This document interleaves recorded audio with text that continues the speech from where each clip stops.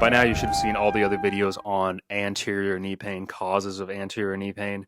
And you're going to be thinking it's the tendon, it's the patellofemoral joint, the patella, the fat pad, the bursa, or the plica.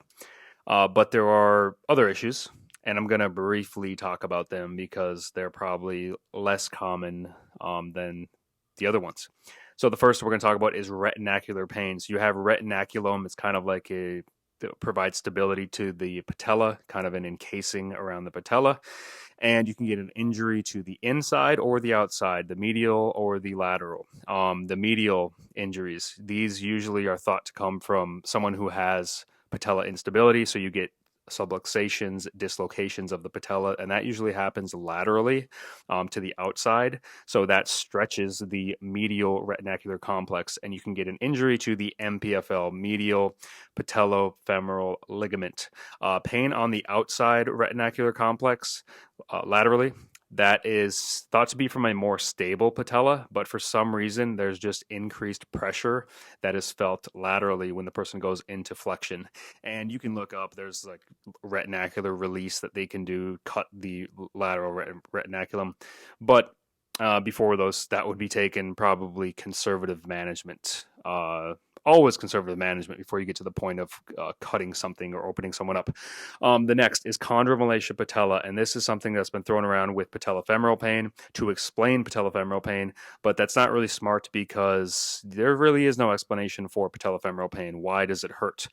Because you're loading the patellofemoral joint all the time, so why does it hurt sometimes? Why does it hurt in some people? And when you say chondromalacia patella, you're saying that the cartilage is softening, so you have sick cartilage between the patella and the femur.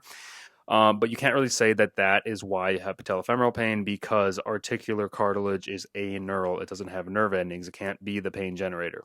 There was also some research that showed there's no correlation between the severity of chondromalacia patella and the symptoms of anterior knee pain. So if you have a lot of degeneration with the cartilage, that is not correlated to how much pain you're going to have. But it's not completely useless to say chondromalacia patella. It's not completely useless to say wear and tear because that's probably going on. And the chondromalacia patella is probably more useful when you look at patellofemoral osteoarthritis, which is the next one we're going to talk about. This usually affects older people. The wearing down of the shock-absorbing articular cartilage, risk factors, previous connective tissue injuries, obesity, old age, and systemic inflammatory disorders. So it's using your knees a lot over life and then also being unhealthy. And as you get old, you just usually get more unhealthy. So not purely overuse, but also general health. And the thought is that advanced chondromalacia patella can progress to patellofemoral osteoarthritis. So those three I wanted to talk about: retinacular pain, chondromalacia patella, and patellofemoral osteoarthritis. There are also a ton more knee issues that you could have. I'll just list off a few just because you could have a tumor of the patella, femur, tibia, patellar tendon, fat pad.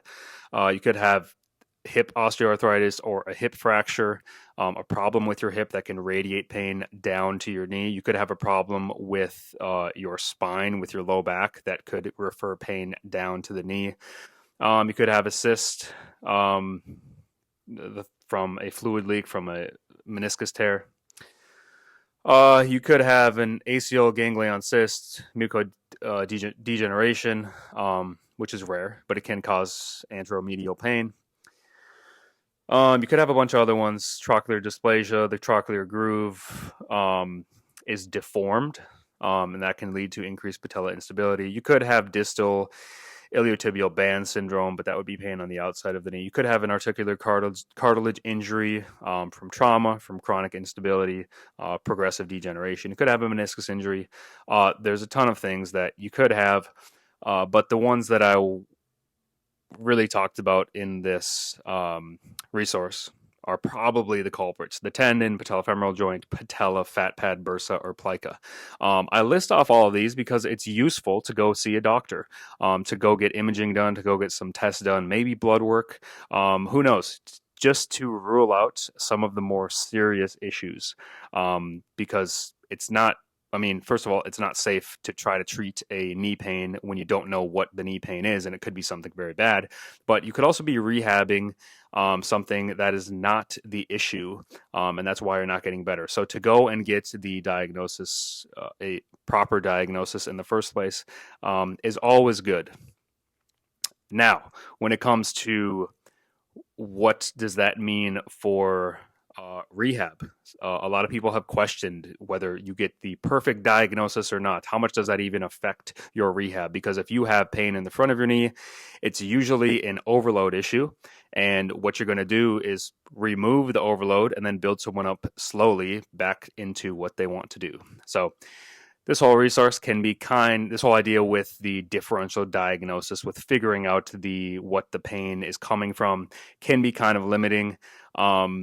But rehab is rehab, and it will always take the person from where they are currently with their pain and their symptoms and build them up slowly in a gradual manner back into sport. So hopefully this has been insightful and you have some better ideas of how to help people with knee pain and how to help your own knee pain.